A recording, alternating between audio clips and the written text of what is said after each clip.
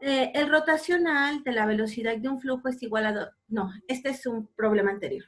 Dice, en general, un campo irrotacional se define como aquel campo en el que el rotacional es igual a cero. Entonces, si esto sucede, ¿qué va a pasar?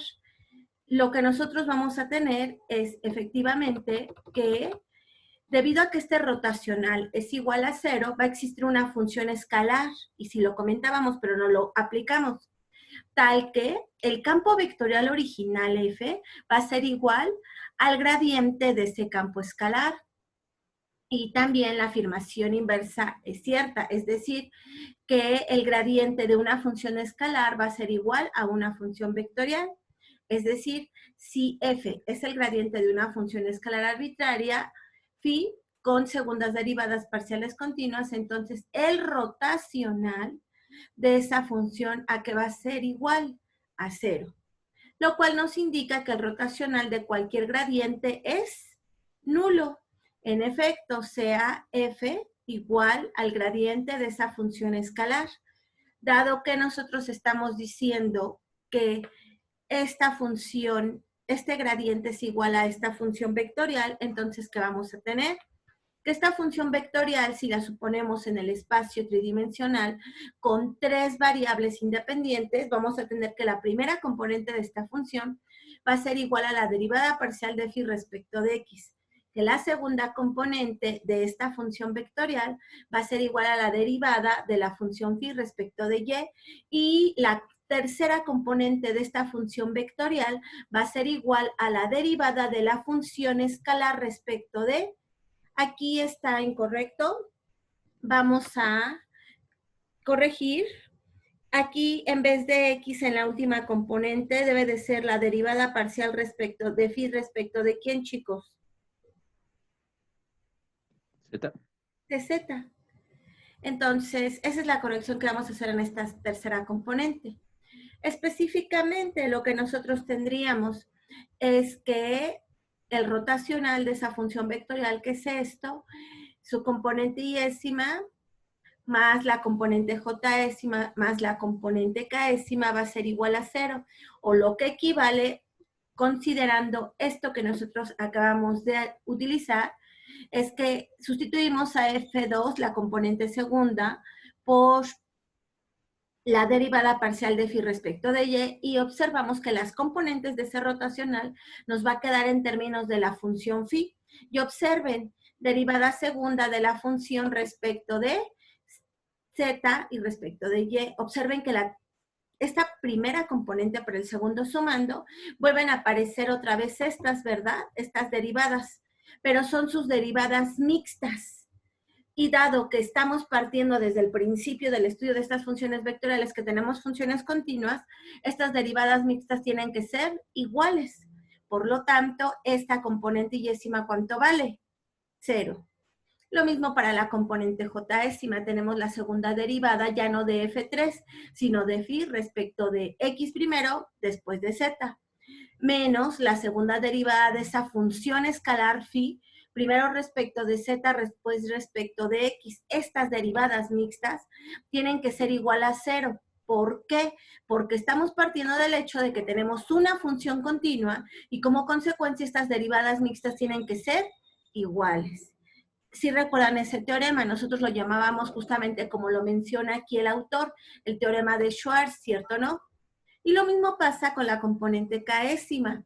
Las segundas derivadas de phi, tanto respecto de la variable y x como de las variables x y y, tienen que sumar 0. Por lo tanto, el rotacional de esta función, ¿cuánto vale? 0. Muy bien. Ahora vamos a resolver un ejercicio en donde vamos a ver un ejemplo más de lo que es un sistema conservativo. Observen lo siguiente. Aparte de los que mencionábamos la clase pasada, como era el sistema gravitacional, no es el único conservativo, existen otros. Todo el mundo conoce la fuerza que ejerce un resorte cuando nosotros lo estiramos, ¿cierto o no? Normalmente a esa ley, cuando nosotros estiramos el resorte sin rebasar su límite de la tensión, de elasticidad del resorte, se le conoce normalmente como la ley de Hooke, ¿cierto o no? Entonces, este primer ejemplo que está poniendo aquí el autor nos va a hablar precisamente de esta ley, de la ley de Hooke, en la cual se establece que una fuerza elástica de un resorte es directamente proporcional al desplazamiento. Si nosotros suponemos que ese desplazamiento es en el espacio tridimensional en coordenadas cartesianas, entonces ese desplazamiento se puede expresar como X componente Y-ésima, Y componente J-ésima y finalmente Z componente K-ésima. ¿Qué me está diciendo este problema? Lo siguiente, me está diciendo que esta expresión de la fuerza va a ser igual a menos K veces, K es la constante de proporcionalidad inversa, ¿de quién? De la fuerza respecto de la distancia que yo hago que mi resorte varíe de su posición original. Esta ley nosotros la conocemos desde que estábamos en la preparatoria, incluso algunos lo llegamos a ver desde que estamos en la secundaria, ¿cierto o no, chicos? Pero en ese entonces probablemente lo veíamos de forma vectorial en un espacio bidimensional. Ahorita lo estamos viendo en un espacio tridimensional. Entonces, ¿qué es lo primero que nos solicita el ejemplo? Que nosotros verifiquemos que esta expresión F es una fuerza conservativa. ¿Eso a qué equivale de acuerdo a lo que hemos estado revisando?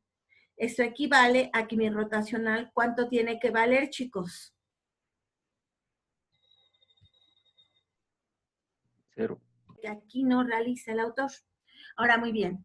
Vamos a calcular el rotacional de esta fuerza. ¿Esta fuerza quién es? Es el producto cruz entre el operador nabla y la fuerza de la ley de Hooke, que es menos K veces R.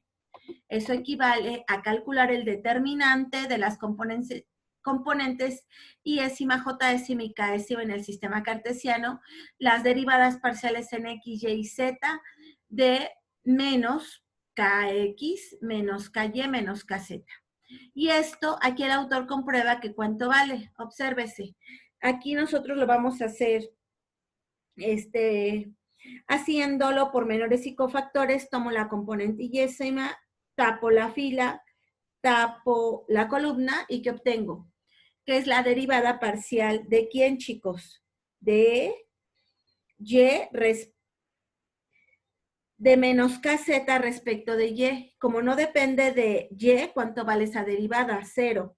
Menos la derivada parcial respecto de z de menos ky. Como tampoco depende de z, la derivada parcial vale 0. Y lo mismo si yo tomo la componente j-ésima, que tendría un signo negativo, tapo la fila, columna, tapo la fila, y obtengo la derivada parcial de menos kz respecto de x. Como no depende de la variable x, la derivada vale 0. La derivada parcial respecto de z de menos kx. Como no depende de z, también mi derivada, ¿cuánto vale, chicos? 0. Por lo tanto, tengo que tanto la componente y-ésima como la k-ésima valen 0. Y lo mismo para la componente k-ésima. ¿Estamos de acuerdo? Entonces, acaban de demostrar que este rotacional vale 0. Por lo tanto, nos decimos lo que nos dice la teoría, que por lo tanto, F mayúscula es una fuerza conservativa. Recordemos, esa F mayúscula, ¿quién es, chicos? Es justamente la que cumple la ley de Hooke, que nos dice que F es igual a menos KR. Hasta ahí estamos de acuerdo. Muy bien. ¿Qué es lo que sigue? Y es un inciso B que no viene aquí solucionado, pero que ustedes sí pueden realizar. Dado que ese rotacional es igual a 0, que es lo que acabamos de revisar, eso significa que existe, ¿qué cosa? Una función escalar phi. Una función escalar phi que depende también de las variables x y y, z, tal que ¿qué? Tal que esa fuerza tiene que ser igual al gradiente de ¿quién? De phi, o lo que equivale a tener que la primera componente de la función, que es f1, es igual a ¿quién? A la derivada parcial de phi respecto de x. Que la segunda componente de esa función es igual a la derivada parcial de phi respecto de ¿quién? De y. Y que la tercera componente de esa función es la derivada parcial de phi respecto de z. Es decir, lo siguiente. vamos a encontrar específicamente el valor de esa función phi, porque nosotros acabamos de ver que dado que nuestro gradiente, perdón, que nuestro rotacional de esta función vectorial es igual a 0, ¿eso qué implica? Que existe una función escalar phi, phi que depende de quiénes, de las variables x, y, z, tales que ¿qué? Tales que esa fuerza F es igual a el gradiente de la función escalar phi. O bien, como lo comentaba hace unos minutos, F1, que es la componente de la función mayúscula vectorial, es igual a ¿quién? A la derivada parcial de phi respecto de x. La segunda componente es igual a la derivada parcial de phi respecto de y. Y finalmente, la tercera componente es igual a la derivada parcial de phi respecto de ¿quién? De z. Es decir, ¿quién es F1? Recordemos que F es la función vectorial que tiene componentes x, y, z, o bien x componente y-ésima, y componente j-ésima y z componente k-ésima.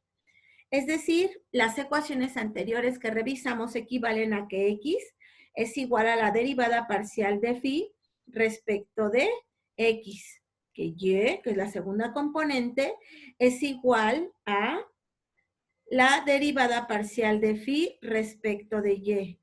Y finalmente z es igual a la derivada parcial de phi respecto de z.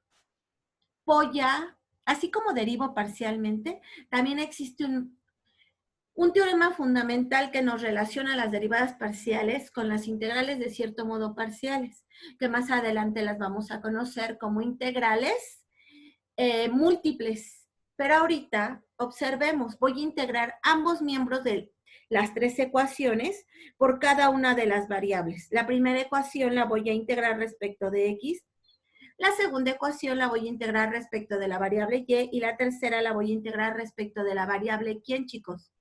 Z. Entonces, ¿qué estoy diciendo? Lo siguiente. Resulta ser que cuando yo integro la primera ecuación, obtengo que la diferencial de phi va a ser igual a la integral de x diferencial de x. ¿Cuánto vale este integral de acuerdo a nuestras técnicas que nosotros revisamos? Dicen ustedes, pero no eran parciales. No, no importa. ¿Cuánto vale la integral de eso? Sé que estoy integrando a x respecto de x. La integral de eso va a ser igual a x cuadrada sobre 2 más una función que va a depender de todas las variables que yo no integré. Aquí solo integré respecto de quién, de x. Entonces lo integré respecto de y respecto de quién, de z. Entonces voy a proponer una función que dependa de y de z. ¿Estamos de acuerdo, chicos?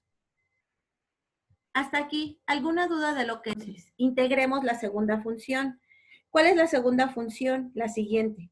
La que me dice que y es igual a la derivada parcial de phi respecto de y. Es decir, integro ambos miembros respecto de y ¿qué obtengo? La derivada parcial de phi es igual a la integral de ¿quién? De y derivada parcial de y. Como integré ambos miembros de la igualdad, que creo que fue algo que me faltó en el anterior, aquí me faltó integrar, chicos, integrar este.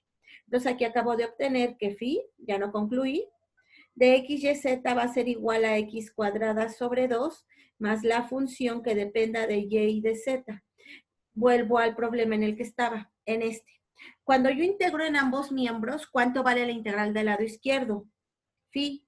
Phi que depende de las variables x, y, z, que es la función que yo estoy buscando. La función escalar que me permite que mi función f mayúscula sea un sistema conservativo. La integral de y respecto del el diferencial parcial de y, ¿cuánto vale? Y cuadrada sobre 2. Y como solo integré respecto de la variable y, tengo que proponer una función, para no confundirla con la anterior, que dependa de las variables que yo no integré, que quiénes son x y z. ¿Ok, chicos? Voy a realizar algo análogo, pero para la variable z, para la tercera ecuación que nosotros obtuvimos. Es decir, nosotros sabemos que z es igual a la derivada parcial de phi respecto de ¿quién? De z.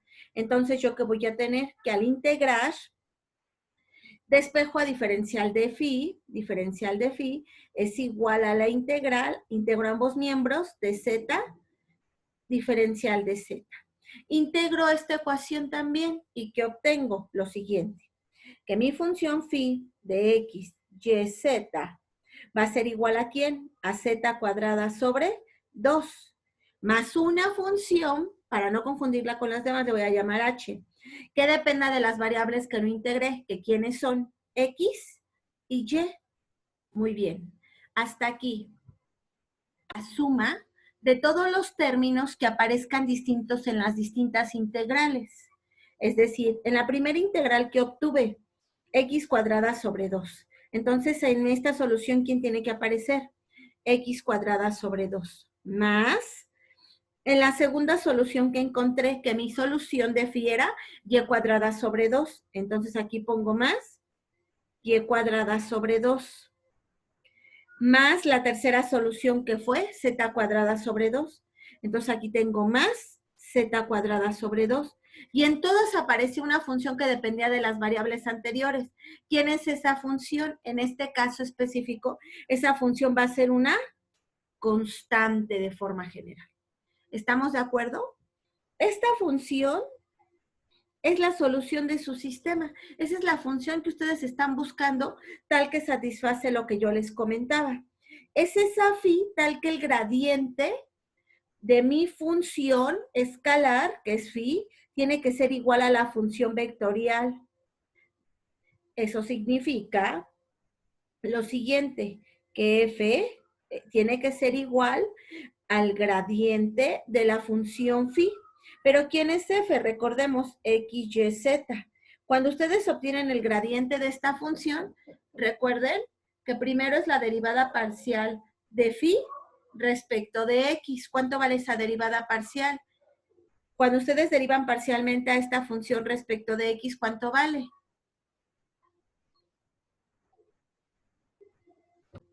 La derivada de esa primera componente sería 2x sobre 2, que como ustedes ya lo habían comentado, es x. Entonces, esto va a ser igual a ¿quién? A x.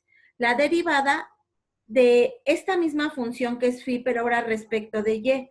¿Cuánto vale esa derivada? Y. ¿Estamos de acuerdo? Y finalmente, la derivada de esta función phi respecto de z, ¿cuánto me da? Z. Y ustedes acaban de comprobar esta igualdad. Entonces, sí es efectivamente cierto que para un sistema conservativo, ustedes tienen una función escalar phi tal que satisface esta ecuación que estoy encerrando en amarillo. Muy bien. Muy bien. El segundo ejemplo nos dice que obtengamos los valores A, B y C de tal manera que este sistema sea ¿de qué forma? Irrotacional. Entonces, para que este campo V sea irrotacional, yo debo de hacer que mi rotacional, ¿cuánto valga? 0. Entonces, calcule el rotacional de ese campo V, que lo voy a llamar de momento campo de velocidades. Calcule el rotacional y recordemos que eso equivale a obtener el determinante de este sistema. Si lo resuelvo por el método de menores y cofactores, de forma análoga como lo hemos estado revisando, tomo la componente y-ésima, tapo columna, tapo fila y sería ¿qué? La derivada parcial ¿de quién? De 4x más 6y más 2z respecto de y. ¿Eso cuánto me da, chicos? C menos la derivada parcial ¿de quién? De 4x más 6y más 2z respecto de y, que ¿cuánto nos dio la derivada? C, menos la derivada de bx menos 3y respecto de z, y eso nos da menos 1. Con el menos que tenemos aquí, c más 1 componente y-ésima. Ahora me voy a la componente j-ésima, tapo fila, tapo columna, y que obtenemos la derivada parcial de ¿quién? De 4x más 6y más 2z respecto de x. ¿Eso cuánto me da? 4 menos la derivada de x más 2y más az respecto de z. Eso me da menos 2a componente jésima. Con un menos afuera, no lo olviden, más la derivada, ahora la componente késima tapo columna, tapo fila, y es la derivada de ¿quién? De bx menos 3y menos z respecto de x, que ¿cuánto me da? B, menos la derivada parcial respecto de y de x más 2y, y eso me queda como menos 2, componente késima. Observen lo siguiente. Para este sistema, ¿qué es lo que obtuvimos? Obtuvimos nosotros que c más 1, componente yésima, menos 4 menos a, componente jésima, más b menos 2 tiene que ser igual a ¿cuánto, chicos? Al vector 0, lo que equivale a que yo tenga la componente yésima al igualarla a 0, nos queda c más 1 igual a 0. De la segunda componente, menos 4 menos a igual a 0 y finalmente b menos 2. Es un sistema de 3 ecuaciones con 3 incógnitas, pero como es un sistema lineal y se ve que solo en cada ecuación aparece una incógnita, despejamos directamente a cada una de las constantes a, b y c. ¿Cuánto vale la constante entonces c? C es igual a menos 1. ¿Cuánto vale a? A es igual a 4 y finalmente ¿cuánto vale b? B es igual a 2. Entonces, ¿qué es lo que sucede? Que para estos valores de A, B y C, ¿qué vamos a tener? Que nuestro campo, que yo les decía que era el campo de velocidades, nos va a quedar de la siguiente forma. X más 2y, ¿cuánto dicen que vale A? Más 4 veces Z, componente yésima. B, ¿qué valor obtuvimos en B? 2x menos 3y menos Z, componente jésima. Y la tercera ecuación, que es 4x más menos y más 2z componente késima. ¿Sí estamos de acuerdo, chicos, hasta aquí? Sí. Muy bien. Voy a escribir rapidísimo lo que es ese campo de velocidades y ustedes qué van a hacer. Ahorita, regresando, vamos a calcular precisamente lo que es la función phi, ¿ok? Esta. Pero ustedes por lo mientras vayan calculándola, sin olvidar que su campo de velocidades, ¿quién es?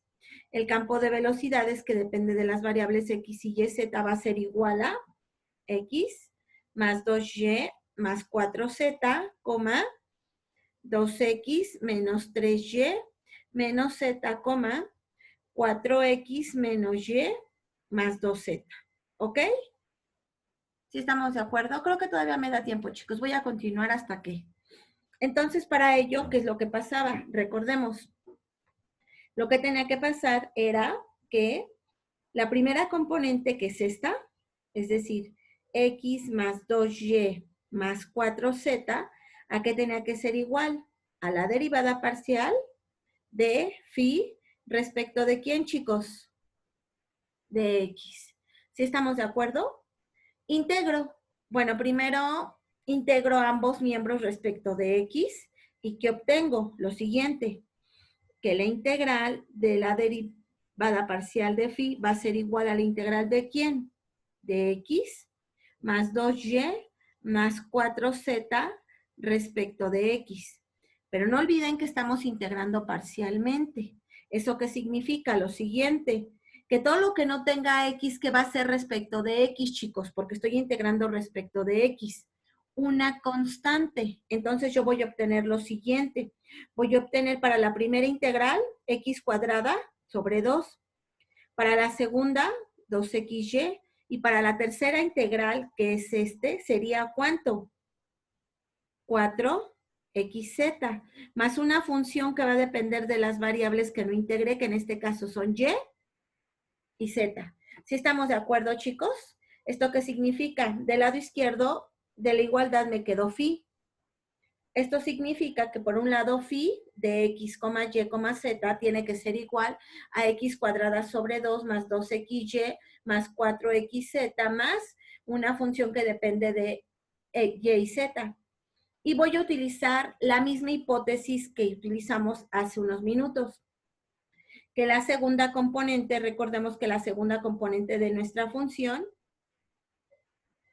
que es 2x menos 3y menos z, ¿a qué tiene que ser igual? A la derivada parcial de phi respecto de quién? De y. Integro nuevamente ambos miembros respecto de la variable y ¿qué obtengo? Lo siguiente, que la integral de la derivada parcial de y es igual a la integral de quién? De 2x menos 3y menos z, diferencial de quién? De y. ¿Todos hasta aquí me van siguiendo, chicos? Sí, profe. Sí. Profesora, Sí. Integramos parcialmente respecto de la variable y. ¿Cuánto vale la integral? La primera integral, que sería 2x, respecto de y sería 2xy, menos 3 medios de y cuadrada, menos y z, más una función constante que, para no perder lo que hemos estado haciendo, le voy a llamar g, que va a depender de las variables que lo integré, que en este caso es x y z. Es decir, para este caso voy a obtener que mi función phi va a ser igual a ¿quién? A 2xy menos 3 medios de y cuadrada menos yz más una función que depende de xz. Y finalmente, la tercera hipótesis, que me decía que la tercera componente de la función vectorial, que en este caso es 4x menos y más 2z, ¿a qué tiene que ser igual? A la derivada parcial de phi respecto de quién, chicos? De z. Integro ambos miembros respecto de quién? De z. ¿Y qué obtengo? Lo siguiente. Obtengo que la integral del diferencial de phi, ¿a qué va a ser igual?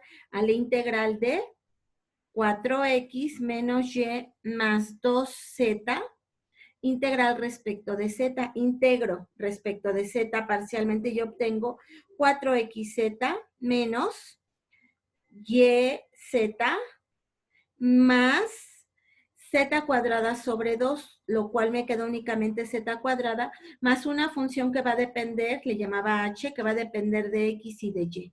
Muy bien, ya teniendo esos tres resultados, ¿qué voy a obtener? Tengo que ver cuáles elementos son diferentes para yo obtener la función general.